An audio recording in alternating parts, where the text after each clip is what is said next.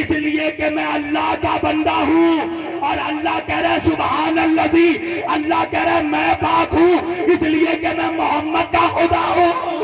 ہائے ہائے ہائے ہائے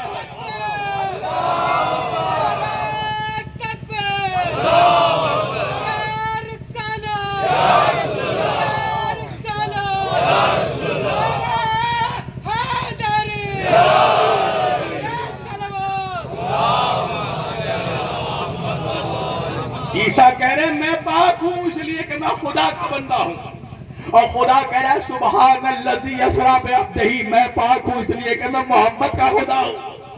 پاک ہے وہ ذات جو محمد کو لے گئی۔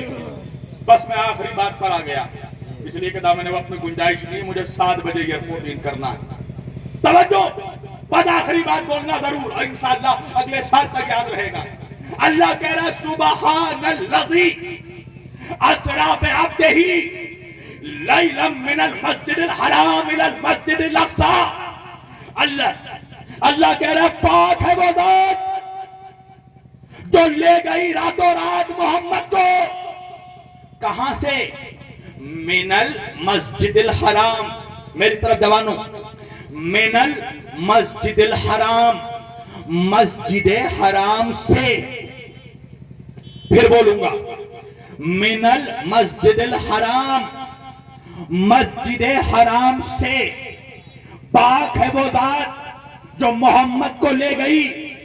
من المسجد الحرام، مسجد حرام سے نہیں پہنچے، آسان کر دوں، اللہ کہہ رہا ہے سبحان الذی، پاک ہے وہ ذات جو لے گئی محمد کو کعبے سے۔ جو لے کے جو پہنچ گئے ان کو میرا سلام۔ اللہ کہہ رہا ہے پاک ہے وہ ذات جو لے گئی محمد کو کعبے سے، کعبے سے۔ تو اب مجھے حق ہے کہ میں یہ کہوں کہ بھائی وہ ذات جب اتنی پاک ہے جو محمد کو کعبے سے لے گئی، تو وہ ذات کتنی پاک ہوگی جو محمد کو کعبے تک لے گئی۔ حق ہے میرے جوانوں کو کہ وہ مجھ سے پوچھے، اس لیے کہ ملا نے بتایا نہیں ہوگا۔ ملا کے گلے میں آج تک بنی امیہ کی ہڈی اٹکی ہوئی ہے، کیسے علی علی کرے گا؟ نہیں بتایا ہوگا۔ پاک ہے وہ ذات جو محمد کو کعبے سے لے گئی۔ تو وہ ذات، مسلمانوں، میرے شیعہ سنی بھائیوں، وہ ذات کتنی پاک ہوگی جو محمد کو کعبے تک لے گئی۔ اب میرے شیعہ سنی بھائیوں کو، جوانوں کو حق ہے مجھ سے پوچھے مولانا وہ کون سی ذات ہے جو ہمارے آقا کو، رسول کو کعبے تک لے گئی؟ اہل سنت والجماعت کی سیرت کا بہت بڑا امام ابن حشام اپنی سیرت کی کتاب میں، سیرت ابن حشام میں یہ واقعہ لکھتے ہیں، جا کر واقعہ پڑھ لینا، واقعہ پڑھنا میرا کام، کیسے سننا تمہارا کام۔ امام ابن حشام لکھتے ہیں کہ ایک دفعہ مکے میں قحط پڑا، پانی کا ایک بوند نہیں برس رہا ہے، بارش نہیں ہو رہی ہے، چاروں طرف سوکھا پڑا ہے، قحط پڑا ہے۔ عرب کے سارے مشرک سردار، کافر سردار اپنے اپنے بتوں کے پاس جا کر دعا مانگ رہے ہیں۔ کوئی ہبل سے کہہ رہا ہبل پانی برسا دو، کوئی لات سے کہہ رہا لات پانی برسا دو، کوئی ملات سے کہہ رہا ملات پانی برسا دو، کوئی عزا سے کہہ رہا عزا پانی برسا دو۔ بھائی جس کا جو بت تھا اپنے اپنے بتوں سے مانگنے لگا، مگر 360 بتوں سے مانگ مانگ کر جب یہ عرب کے مشرک کافر سردار تھک گئے، پانی کا ایک بند نہیں برسا، تو ان لوگوں نے آپس میں میٹنگ کی، اور میٹنگ کر کے کہا کہ ہم کیا کریں؟ تو میٹنگ میں یہ تجویز آئی کہ ہمارے خدا تو ہماری سنتے ہی نہیں ہیں، تو چلو اسی دربار میں جہاں مصیبتوں سے نجات ملتی ہے۔ مسلمانوں پڑھنا، امام ابن حشام اہل سنت کا امام سیرت کا لکھتا ہے کہ تمام مشرک سرداروں نے مل کر فیصلہ کیا کہ چلو ابو طالب کے دروازے پر۔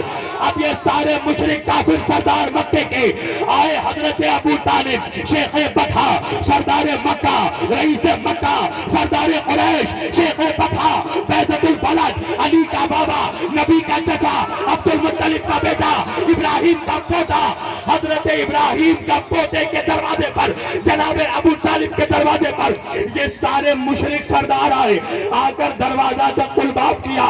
حضرت سرکار ابو طالب علیہ السلام نے دروازہ کھولا، دیکھا مشرک سردار آئے ہیں۔ کہا کس لیے آئے ہو؟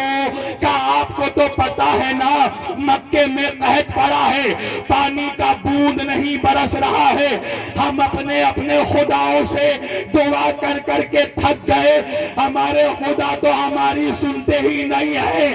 حضرت ابو طالب نے کہا تو میرے پاس کس لیے آئے ہو؟ مشرک سرداروں نے کہا ہم اس لیے آئے ہیں کہ آپ کعبے میں چل کر اپنے خدا سے دعا کر دیں۔ ارے مشرک سردار بھی جانتے تھے ان کا خدا اور ہے، ابو طالب کا خدا۔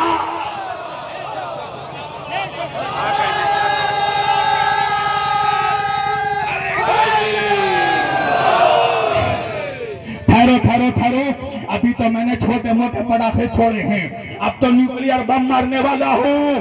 ایک مرتبہ حضرت ابو طالب سے کہنے لگے چلیے چل کر آپ کعبے میں اپنے خدا سے دعا کر دیں۔ مشرک تھے مگر جانتے تھے ہم جن بتوں کو سجدہ کرتے ہیں وہ اور ہیں، ابو طالب جس خدا کو مانتا ہے وہ اور ہے۔ حضرت ابو طالب نے کہا ٹھہرو، حضرت ابو طالب نے کہا ٹھہرو، میں ابھی اپنے حجرے سے آتا ہوں۔ سرکار ابو طالب اپنے حجرے میں داخل ہوئے، اگر حجرے سے تنہا نکلتے تو میں یہ واقعہ نہیں پڑھتا، مگر سیرت لکھنے والے امام ابن حشام نے لکھا کہ حضرت ابو طالب تنہا نہیں نکلے، 3 مہینے کے محمد کو لے کر نکلے، رسولوں کے سردار کو گود میں لے کر نکلے اور خانہ کعبہ پر گئے اور جا کر غلاف کعبہ سے، در کعبہ سے رسول اللہ کو مس کر کے حضرت ابو طالب نے دعا کی۔ وہ دعا کے کلمات سیرت ابن حشام میں موجود ہیں۔ سرکار ابو طالب نے کہا وَبْيَضْ غَيُسْتُسْكَ الْغِمَامُ بِوَجْهِهِ فِي مَالُ الْيَتَامَى عِصْمَةٌ لِلْأَرَامِلِ۔ اے پروردگار تجھے اس روشن چہرے والے کا واسطہ، اس کے چہرے کے نور کے برکت سے پانی برسا دے۔ روایت میں لکھا ہے اتنا پانی برسا کہ سارا قحط مٹ گیا۔ اب میں کہنا چاہوں گا ابو طالب کے گھر کا کھا کر ابو طالب پر بھونکنے والے کتوں کو، تمہارے پاس 2 ہی راستے ہیں، یا آج کے بعد ابو طالب کو کافر کہنا چھوڑو یا محمد کے وسیلے سے دعا مانگنا چھوڑ، اس لیے کہ محمد کے وسیلے سے دعا مانگنا تجھے تیرے باپ نے نہیں علی کے بابا نے سکھایا۔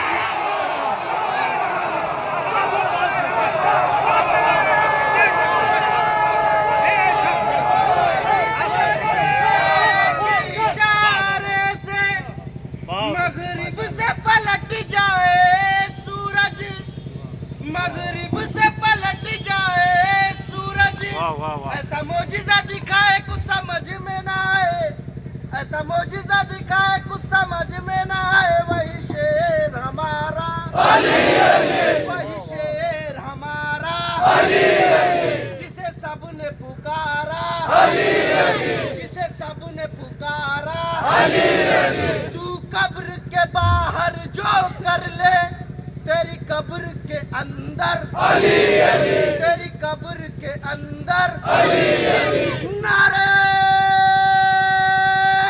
حیدر،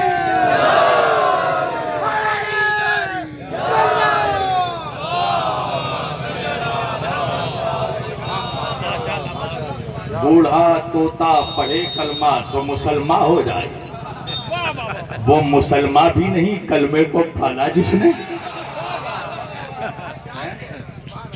حضرت ابو طالب کو کافر کہنا یہ ابو طالب کی توہین نہیں ہے، یہ خدا کی توہین ہے، اس لیے کہ نعوذ باللہ کیا خدا کسی ایسے گود کا انتظام نہیں کر سک رہا تھا؟ کوئی مومن گود کا انتظام خدا نے نہیں کیا جہاں اس کا سید الانبیاء رسول پلے؟ حضرت موسیٰ علیہ السلام فرعون کے محل میں پلے مگر فرعون کے گود میں نہیں پلے۔ اللہ نے فرعون کے محل میں موسیٰ جیسے نبی کی پرورش کے لیے آسیہ جیسی مومنہ کا انتظام کیا۔ تو جو خدا فرعون کے محل میں موسیٰ جیسے نبی کو پالنے کے لیے مومنہ کا انتظام کرتا ہے تو وہ نبی جو موسیٰ کا بھی سردار ہے وہ کافر کے گود میں پل رہا بغیر دو ٹکے کا انسان ابو طالب پر روکتا ہے. قصور کیا ہے ابو طالب کا؟ علی کا باپ ہے, علی کے بابا ہے. میرے پاس وقت ہوتا تو میں بہت کچھ کہتا. کسی اور کے باپ کا ایمان نہیں چیک کرتے ہو, صرف علی کے باپ پہ تحقیق ہو رہی ہے تو ٹھیک ہے کرو. اب ہم بھی سب کے باپ پہ تحقیق کریں گے اور پھر ہم بھی بتائیں گے کہ کس کا کون باپ تھا, اور زیادہ غصہ دلایا تو یہ بھی بتا دیں گے کہ کس کے کتنے باپ تھے. ہائے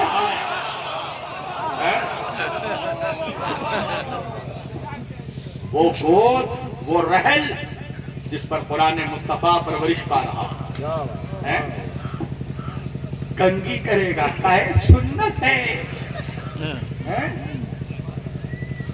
یہ بتا منحوس کے نبی کے بالوں پر بچپن میں کنگھی کون کرتا تھا؟ کون رسول کو نوالا بنا بنا کر کھلاتا تھا؟ نمک حرام جس کے دسترخوان پہ کھانا کھانے کے بعد تیرے باپ دادا مسلمان ہوئے اس پہ بھوک رہا ہے. جس کے گھر میں اسلام کی سب سے پہلی دعوت ہوئی دعوت ذوالعشیرہ. وقت نہیں ہے ورنہ میں کبھی پھر آیا تو انشاءاللہ پوری تقریر حضرت ابو طالب پر کروں. وہ کہ جس کے گود میں رسول پل رہا ہے. موسیٰ علیہ السلام کو بی بی آسیہ کے گود سے فرعون نے ایک لمحے کے لیے لینا چاہا اپنے گود میں. پڑھ جا کر تاریخ. موسیٰ علیہ السلام نے بچپن میں ہی فرعون کو تماچا مارا. موسیٰ جیسا نبی ایک لمحے کو کافر کے گود میں نہیں آ سکتا, اور فخر موسیٰ 40 سال تک کافر کے گود میں بیٹھے. شرم نہیں آتی منحوسو؟ اسی لیے تم مار کھا رہے ہو پورے دنیا میں. مسلمان کی جو پٹائی ہو رہی ہے وہ صرف اس لیے کہ ابو طالب کا نمک حرام ہے, ابو طالب کے بچوں کا نمک حرام ہے. جب تک تم ابو طالب اور ان کے پوتوں کی نمک حرامی کرو گے. ابھی اجمیر شریف کا عرس چل رہا ہے, اجمیر جا رہا ہے, جانا بھی چاہیے. آل رسول ہیں, سید ہیں, اللہ کے ولی ہیں, حسین کا شہزادہ ہے. مگر جب جانا نا اجمیر کہ چوچا کلیئر تو یہ سوچ کر جانا کہ جس کے بارگاہ میں آیا ہے یہ صرف رسول کے نواسے نہیں ہیں, ابو طالب کے پوتے ہیں. جب ذکر حسین کرنا تو یہ سوچ کے کرنا کہ کربلا میں صرف نبی کے نواسے کا لہو نہیں, ابو طالب کے پوتوں کا خون بہ رہا تھا. سیدوں کے نانا اگر رسول ہیں تو دادا ابو طالب ہے. یہ بغض ہے سیدوں کا, یہ بغض ہے علی کا. تو کیا ثابت کرنا چاہتا منحوس کہ نماز میں اللہ جس کی نسل پر درود بھیجوا رہا ہے وہ کافر تھا؟ نماز میں کس پہ درود پڑھتا ہے؟ ابو طالب کے پوتوں پر. آل محمد کون ہے؟ ابو طالب کی اولاد ہے.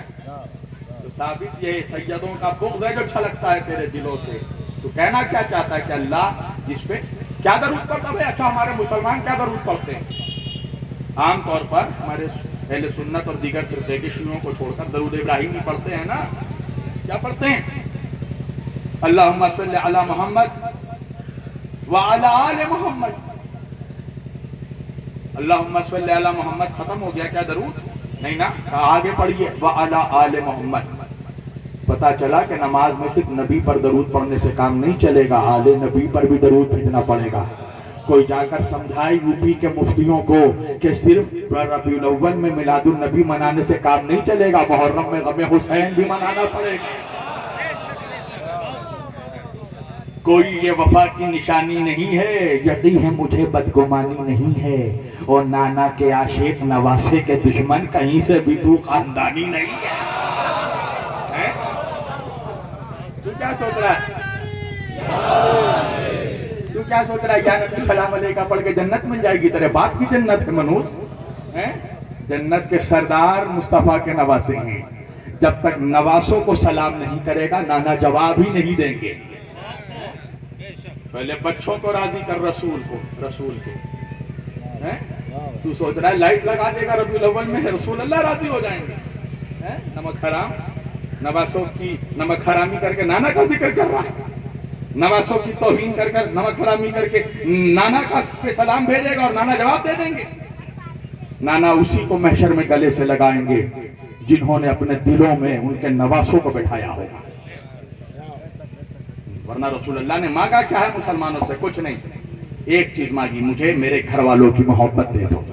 سورہ شورى کی آیت ہے قُلْ لَا أَسْأَلُكُمْ عَلَيْهِ أَجْرًا إِلَّا الْمَوَدَّةَ فِي الْقُرْبَى، مجھے میرے گھر والوں کی، میرے اہل بیت کی محبت دے دو۔ یہ قرآن میں نبی مانگ رہے ہیں۔ کیسی محبت دی تم نے کہ 50 سال کے اندر پورا گھر لوٹ لیا؟ قسم خدا کی کسی نبی کی امت نے اپنے نبی کے گھر والوں پر وہ ظلم نہیں کیا جو مسلمانوں نے کیا۔ 50 سال میں کربلا، حضور صلی اللہ علیہ وآلہ وسلم نے پردہ کیا ہے 11 ہجری کو، اب کربلا ہوئی ہے 60 ہجری، یعنی 50 سال میں مسلمان اتنے دشمن ہو چکے تھے نبی کے گھر والوں کے کہ پوری نسل لوٹ ڈالی، بچوں پر رحم نہیں کیا۔ کیسا پالا تھا اپنے بچوں کو؟ آج میں اگر یہاں میرے کسی شیعہ سنی بھائی سے، ایک میرے انکل لگتے ہیں، وہ ہمارے شہر کے ریٹائرڈ IPS ہیں، نثار احمد صاحب، ان سے میری گفتگو ہوئی، میں نے کہا یہ بتائیے نثار انکل، کیا آپ کا بیٹا امام حسین علیہ السلام کی توہین کر سکتا ہے؟ نعوذ باللہ، کیا امام حسین کو گالی دے سکتا ہے؟ غصے میں آ گئے، کہنے لگے کیسی بات کر رہے ہو بیٹا، ہرگز نہیں۔ میں نے کہا آپ کو اتنا یقین کیسے ہے؟ تو کہنے لگے میں نے اسے پالا ہے، مجھے اپنی تربیت پر، پرورش پر اتنا یقین ہے کہ میرا بیٹا امام حسین کو گالی دینا تو دور، کوئی ان کی شان میں کوئی ہلکا جملہ نہیں بول سکتا۔ میں نے کہا آپ 1400 سال کے بعد کے مسلمان ہیں، ہندوستان میں پیدا ہوئے، آپ کو اپنی پرورش پر اتنا یقین ہے کہ آپ کا بچہ امام حسین کی توہین نہیں کر سکتا؟ میں نے کہا ان لوگوں نے اپنے بچوں کو کیسے پالا تھا کہ جن کے بچے حسین کے گلوں پر چھری چلا رہے تھے؟ نبی کی نواسیوں کو اس کے سروں سے چادریں چھین کر بازاروں سے گھما رہے تھے۔ مجھے آپ بتائیے، آج آپ بول رہے ہیں مسلمان مار کیوں کھا رہا ہے؟ اللہ ہم پر رحم کیوں نہیں کر رہا؟ تم نے نبی کے بچوں پر رحم کیا؟ تم نے نبی کے گھر والوں پر رحم کیا جو اللہ تم پر رحم کرے گا، تمہارے بچوں پر رحم کرے گا؟ تم نے کیا صلہ دیا نبی کی محبت کا؟ جب اللہ کے رسول قیامت میں پوچھیں گے مسلمانوں سے کہ میں تمہارے بیچ اپنے بچوں کو، اپنے اہل بیت کو چھوڑ کر گیا تھا، کیا سلوک کیا تم نے؟ کیا جواب دو گے؟ تیر چلایا تھا، تلواریں ماری تھی، آپ کی نواسیوں کو بازاروں سے گھمایا ہم نے؟ انصاف سے بتاؤ، تم نے بہت بڑے بڑے قاتل دیکھے ہوں گے، کبھی کوئی ایسا قاتل دیکھا کہ کسی کو قتل کرنے کے بعد اس کے گھر کی عورتوں کو بازار سے گھما رہا ہو؟ کبھی کوئی ایسا قاتل دیکھا کہ مقتول کو قتل کرنے کے بعد اس کے لاشوں پر گھوڑے دوڑا رہا ہو؟ مسلمانوں کا جب نبی کے نواسوں کو قتل کر کے جی نہیں بھرا تو نبی کے بچوں کے لاشوں کے اوپر سے کربلا میں گھوڑے دوڑائے۔ امام وہ سینہ کہ جس سینے کو رسول اللہ چومتے تھے، پڑھو جا کر کتاب، اللہ کے رسول حسن حسین کے کبھی رخسار کو چوم رہے ہیں، کبھی پیشانی کو، کبھی سینے کو چوم رہے ہیں، اور صرف چوم نہیں رہے، سونگ رہے ہیں۔ تو اللہ کے رسول سے صحابہ نے پوچھا کہ یا رسول اللہ، آپ نانا ہیں، یہ نواسے ہیں، چومنا سمجھ میں آتا ہے، آپ حسن و حسین کے بدن کو سونگ کیوں رہے ہیں؟ اللہ کے رسول نے فرمایا تمہیں نہیں پتا میرے صحابہ، الحسن والحسین سیدہ شباب اہل الجنہ، یہ میرے دونوں نواسے جنت کے جوانوں کے سردار ہیں، میں ان کے جسموں کو نہیں جنت کی خوشبو سونگ رہا ہوں۔ وہ سینہ جو بوسہ گاہ رسالت تھا، جس سینے کو رسول اللہ چومتے تھے، کیسے بے غیرت مسلمان تھے کہ اس سینے پر گھوڑے دوڑا رہے تھے، گھوڑوں کی ٹاپوں سے اس سینے کو کچل دیا گیا۔ جس گھر سے مسلمانوں کے بیچ پردہ قائم ہوا، جس کی ماں نے فاطمہ زہرا، جس نے مسلمان عورتوں کو پردہ کرنے کا ادب اور سلیقہ سکھایا، اس کی بیٹیوں کو، رسول کی نواسیوں کو، علی کی بیٹیوں کو بازاروں سے ہاتھ پسے گردن باندھ کر گھمایا جا رہا ہے۔ گھمانے والے بھی مسلمان، تماشا دیکھنے والے بھی مسلمان۔ میں کہتا ہوں تو مولوی حضرات مجھ سے بہت پریشان ہو جاتے ہیں.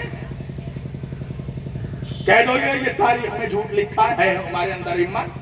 کہو کہ مسلمانوں نے نہیں کسی اور نے مارا امام حسین. امام حسین کا سر کاٹنے والا ہر ہر مہادیو کا نعرہ نہیں لگا رہا تھا. علامہ اقبال کہتے ہیں کیا تماشا ہوا اسلام کی تقدیر کے ساتھ, قتل شبیر ہوئے نعرہ تکبیر کے ساتھ. کیسے مسلمان تھے جو نبی کے اس بچے کا گلا کاٹ رہے ہیں جس گلے کو رسول چومتے تھے, اور گلے کو کاٹ کر اللہ اکبر کہہ رہے ہیں. آج بھی ان کی نسلیں دیکھو, آج بھی ان کی اولادیں بچوں کا گلا کاٹتی ہیں تو یہ اللہ اکبر کہہ کر. تمہیں رحم نہیں آیا نبی کے بچوں پر, نبی کے گھر والوں پر؟ کیا قصور تھا 6 مہینے کے بچے کا؟ تمہیں پتا ہے اللہ کے رسول کی بیٹی وہ فاطمہ زہرا سلام اللہ علیہا جس کی تعظیم کو رسول اللہ کھڑے ہو جاتے تھے. فاطمہ آتی تھی تو آقا کھڑے ہو جاتے تھے.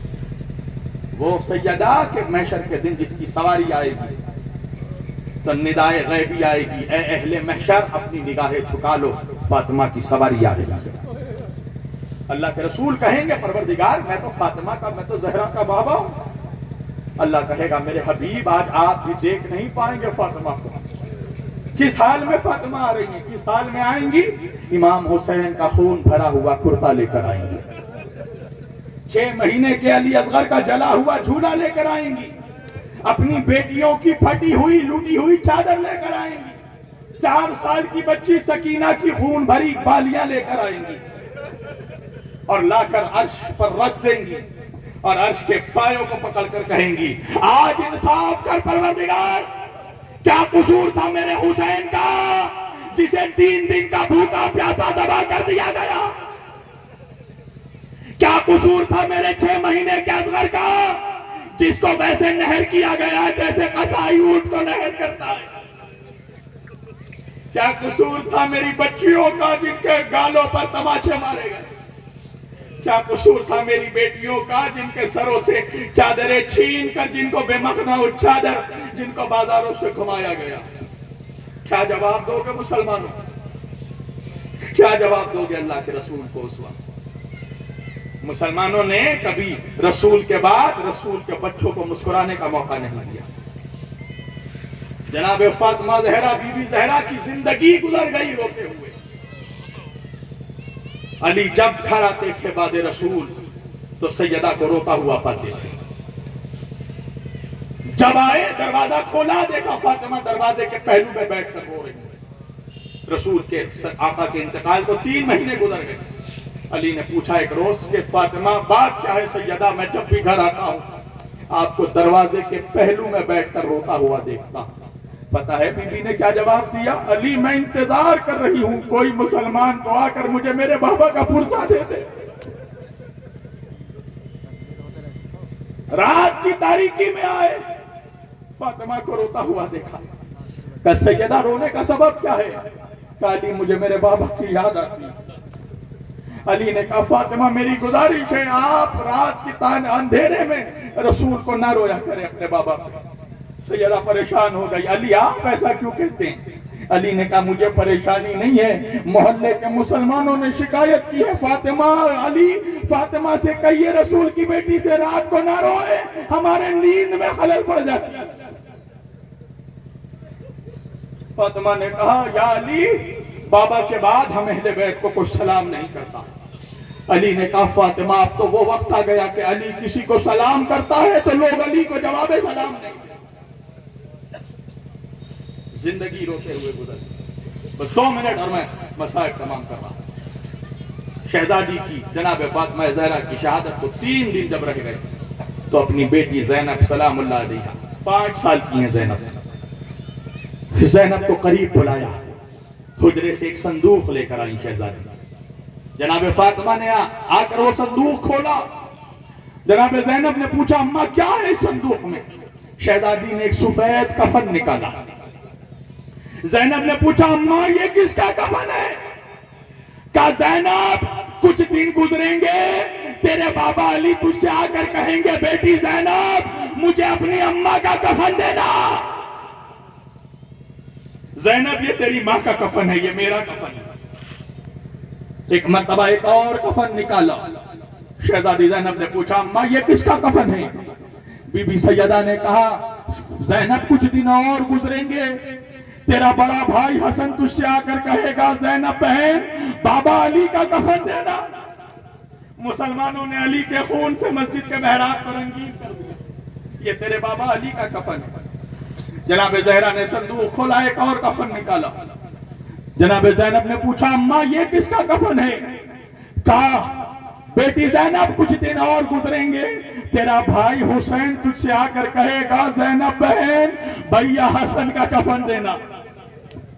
یہ تیرے بھائی حسن کا کفن ہے جسے زہر دے کر شہید کر دیا جائے گا. ایک مرتبہ جناب سیدہ نے ایک اور سفید کفن نکالا. زینب نے طلب کر پوچھا، بی بی نے طلب کر پوچھا اماں کیا یہ بھیا حسین کا کفن ہے؟ شہزادی کہتی ہے نہیں زینب یہ بھی تیرے بھیا حسن کا کفن ہے. زینب پریشان ہو کر کہنے لگی اماں بابا کا ایک کفن دیا، اپنا ایک کفن دیا، بھیا حسن کے لیے 2 کفن کیوں دیا؟ سیدہ نے طلب کر کہا زینب میرے حسن کو 2 بار کفن دیا جائے گا. حسین جب امام حسن کا جنازہ لے کر نکلے کہ نواسے کو نانا کے پہلو میں دفن کریں، رسول کے پہلو میں نواسے کو دفن کریں مسجد نبوی میں، مسلمانوں نے 1000 تیر مارے. مروان 1000 کا لشکر لے کر آیا، 1000 تیر امام حسن نبی کے نواسے کے جنازے پر مارا گیا. سفید کفن خون سے بھر گیا، سرخ ہو گیا. حسین جنازہ لے کر گھر واپس آئے، دوبارہ کفن دیا گیا، جنت البقیع میں دفن کیا گیا. نبی کے نواسے کو نبی کے پہلو میں مسلمانوں نے دفنانے نہیں دیا. یہ ہے محبت، یہ ہے انصاف. کہ زینب یہ بھی تیرے بھائی حسن کا کفن ہے. یہ کہنے کے بعد بس مجلس تمام کر دی میں نے. شہزادی جناب زہرا نے صندوق بند کر دیا. ایک مرتبہ زینب حسرت سے ماں کا چہرہ دیکھنے لگی. بی بی نے کہا زینب اتنی حسرت سے کیا دیکھ رہی ہے؟